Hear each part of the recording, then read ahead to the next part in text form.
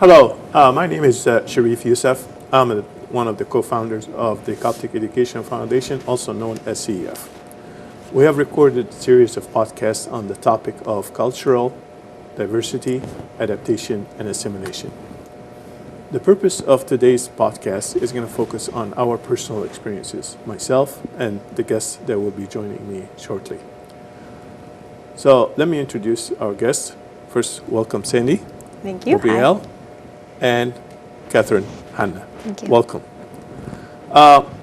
First, let me share my personal experiences. As we all are, we're all immigrant to the U.S. Some of us came in the 60s and 70s and 80s, like myself. I came in the early 70s. Some came in the last few years, last 5 or 6 years. We used to call them or refer to them as newcomers. Our differences, we each face different challenges, different obstacles, and it varies substantially from one person to the other.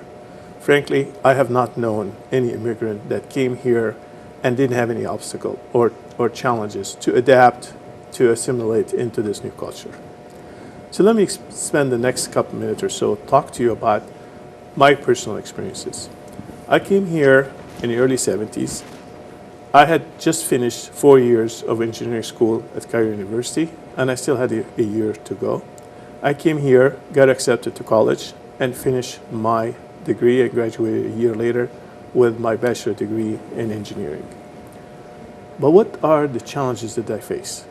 Well, there are several of them. So let me just bring 3 or 4 of them and let the other guests share theirs as well. My first challenge was the language. Even though I was educated in French school in Egypt, and I had learned a little bit of English, but I still had problem with the language. Problem with the school, problem with dealing with people, just trying to accommodate, managing, talking to people in the US here.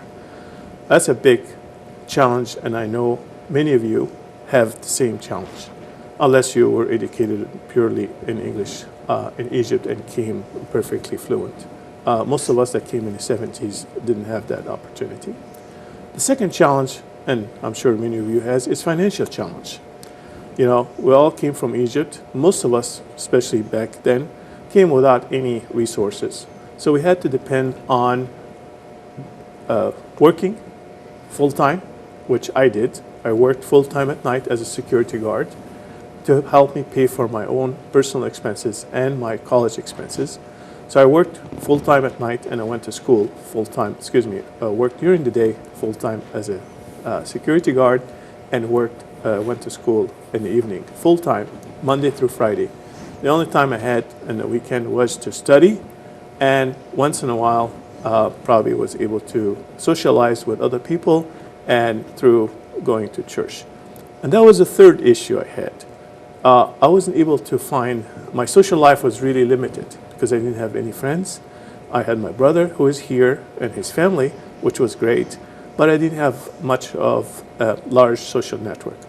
So just to summarize, those were my 3 challenges, at least the first couple of years that when I came here in the early 70s. I would like to introduce one of our guests today, Sandy Gabrielle. Sandy is a CEF Assistant Director and Counselor.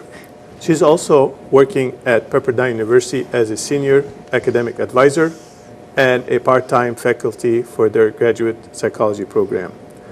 She has a master's degree from USC in education counseling and has a bachelor degree in psychology and human services from Cal State Fullerton.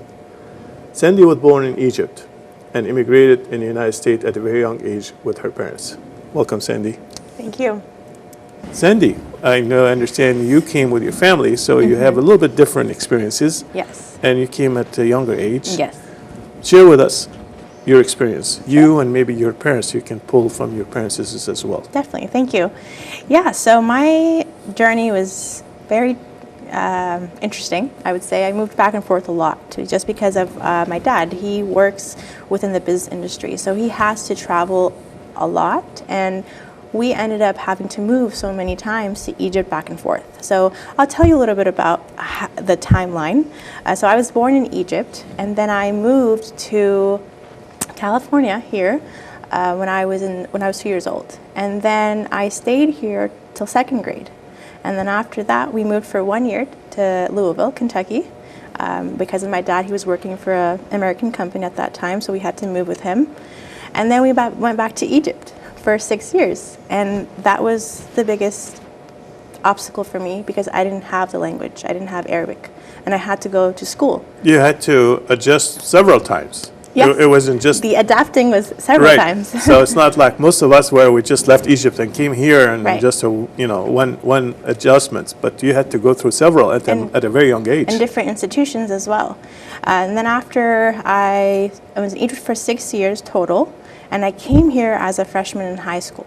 So going through school there in elementary and middle school was definitely a challenge, but it was also a blessing because I was able to learn Arabic from scratch for 3 years. I was tutored privately, and I had the language I spoken, and I still read it and write it till this day. And that's the blessing that I have.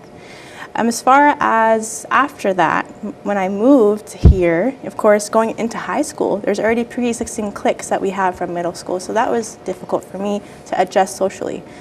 So I was in high school, of course, and that was difficult. Then I told myself I need to leave. I want to restart my chapter as far as education because I had a hard time in high school, and so college was my way out to be the person I am today. And I was very involved. I had 3 jobs in undergrad. I was majoring in psychology, minoring in human services, and that really just made me super engaged within the education setting. And then when I pursued graduate school, that's when it really confirmed my calling as far as my career, which would be educational counseling. Can I ask you to go back to high school? Yes. Because I sensed It was tough on yes. you. Can you elaborate on what did you experience? And because this is, I believe, is going to be something we'll maybe be talking about a lot more. So Yes. please expand. Academically, I think that was the most difficult one, just because in Egypt, I was in the American system and the Egyptian system. And so with the American system, they're not as strict when it comes to the content or even exams. They would give me a study guide, and that study guide would be the exam. So that was easy for me to study. And I was already kind of above a lot of my colleagues when it came to English because I had English. So they were So always you didn't have my problem. No. They were always looking up to me. Oh, she's the girl who knows English. She can help you. She could do this. So I was coming from Egypt thinking I'll be the best here. I know everything. I came here, I enrolled in honors classes my 9th grade, freshman year, all honors. And guess what? I got C's and D's. It was pretty bad. It was a shock for me because I thought I would do so well and get 90% all my papers, but then I realized I'm completely behind. I might not even be at the 9th level. So that was Did you experience the first one. Experiences any bullying at school? The bullying actually happened when I was here in the United States because of my language barrier. I had English at school and Arabic at home. And when I would be at school, they definitely saw that. They were like, oh, she has an accent. And there was also bullying when it came to just behavioral things. Like I was just the one that was, on the chubbier side. So I was definitely called. On what side? The chubbier side. The chubbier, okay, sorry. So the bullying came from that. I see. So they pick on you. Definitely. And that affected, yeah. But that wasn't here in America. Right. It wasn't when I was transitioning here. Got it. Yeah. I would like to introduce one of our guests today, Catherine Hanna. She is the CEF educational counselor. She currently also works as a senior academic advisor at USC. She has a bachelor's degree from University of California, Irvine, with a double majors in psychology and social behavior. She earned her master's degree in higher education and organizational changes from UCLA. Her family immigrated to the U.S. and she was born here. Welcome, Thank you. Catherine. You were born here, so Yeah. technically you didn't immigrate here. But maybe you can share some of your experiences with your parents. Yeah, so I'm the child of immigrants. I was born in the U.S., right? So my experience is definitely a little different than Sandy's. I would say as a child of immigrants, for me, the biggest struggle was the American identity and the Coptic identity, and where I fit. because obviously at home everything was very Coptic, and we have a certain way of doing things. But when I was in school and out with other friends, it was very different. I saw something very different in school. My parents, they really drew from their own personal experiences and had a very specific way of thinking, which was sometimes or oftentimes growing up very different than what I saw at school, or very different than what was acceptable at school. So oftentimes I would just question a lot of things, why is this okay for other students to do at school, but why do you say no? Everyone else does it, but I can't. So, simple things sometimes, just because my parents were unfamiliar with, who were our teachers taking us on field trips. So sometimes they said, no, you can't go on this field trip. We don't know where they're taking you, right? It's very different to them. You couldn't spend the nights at your friend's home Definitely, either. never. I can see that. Never got to do that. I can see that as well. Never got to do that, yeah. When all the friends would have slumber parties, and the girls' parents would talk to my parents, and my parents would still say no, and then maybe get mad at me, like, why did you have the parent talk to us? Like, the answer is no, right? Hanging out after school with friends was a no. Even down to early on kind of playing sports, and I think that was more so just fear of like, don't get hurt, be careful. But sometimes even some extracurricular activities, it was like, well, why do you need to do that? And I was like, well, I need this to get into college. And for them, I was like, we didn't have to do that. So why do you have to engage in all these activities? So that was a big struggle, I would say. Just, of course, the idea is, go to college, get an education. That's why we came here, for you to have a better education. But the issue was, well, how do I do it? And that's where I think there was a big gap between my parents and I. It seems to me like you were able to adapt a lot quicker. Yes, definitely. Than your parents. Yeah. Not to say, though, it did come with a lot of, not arguments, but discussions of wanting to adapt. But yes, definitely was a lot easier for me, of course, We have since I was seen born here. that in our church environment. That gap Yeah. sometimes is so big that just they're not able to communicate with each other. They're just like living two separate worlds. The parents continue to watch Arabic shows and speak Arabic exclusively, and it's just all our friends in Arabic, and the kids are all English, and completely different world, and those are the toughest I found in helping both of them assimilate, because they assimilate at different rates and unfortunately in different directions as well. What do you wish you have had back then that's available now that you didn't have back then when we first came? I'll share a couple examples with you. Obviously, language. Yeah. I wish I spoke, and I recommend every newcomer to, if they do, they don't have to bring money, but hopefully they speak the language, because with that it facilitates a lot of things. Number one, I wish I came younger. The younger you come, especially if obviously I came when I was a college student, so I could have come by myself, which I did. But younger, you have to be with your parents. So I wish I came, in high school. Regardless with my parents or not, because it would have been easier transition to college. How about you? What would you have wished? I think when it comes to academically, I wish I was here at least middle school, just to have an advantage over other folks going into high school. That would be the first thing. The second thing would be knowing that I need to take AP in honors classes. I think that affected me as far as my GPA.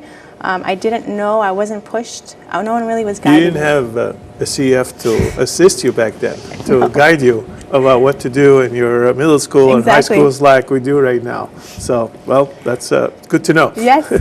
And I think for me, I just wish there was more of that social aspect. I didn't have a lot of friends too, and it was because of trying to adjust to that transition and leaving my good friends behind. That was another problem too, because I had lifelong friendships as far as, from third grade, not even fourth grade, all the way till 9th or 8th grade. So that was a lot of friends I lost. Right.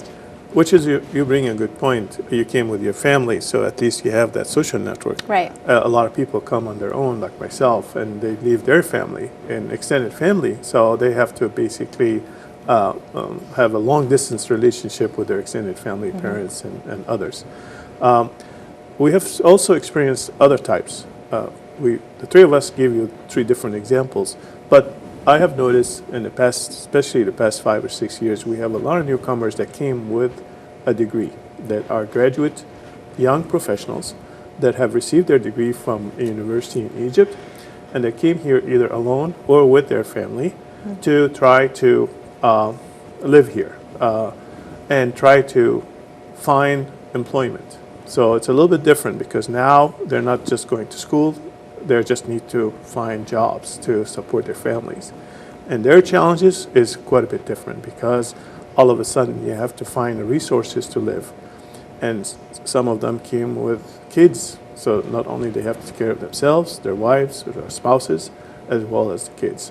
So the challenges become quite high. We're going to talk about how to overcome some of these challenges and how to adapt and assimilate in subsequent podcasts. So thank you for watching this podcast and hope you watch the other upcoming ones as well. Thank you very much. Bye.